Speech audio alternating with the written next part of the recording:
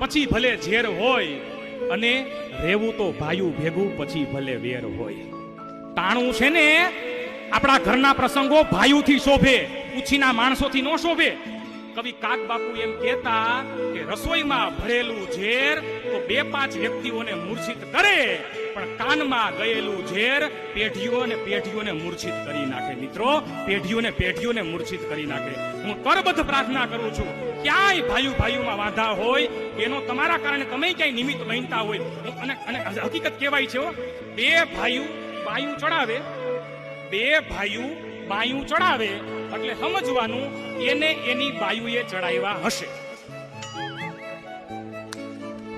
ભાઈઓ સાચું કે નહીં? પ્રેમથી બોલો જય શ્રી કૃષ્ણ. ક્યાંય ભાઈઓમાં ત્રીજો ફાવી ગયો હોય ને, એ પાછો બીજા પરિવારનો હોય.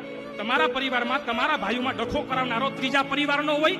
એને એટલું કહેવાનું, એ મારો ભાઈ છે, શું કરવું શું ન કરવું એ અમે 2 ભાઈઓ નક્કી કરશું, તારે કહેવાની જરૂર નથી. આટલું ખાલી કહી ગયો ને, એ જિંદગીમાં બીજી વાર તમને કહેવાની હિંમત ન કરે. પણ આ હિંમત પેલા તમારે દાખવવી પડે.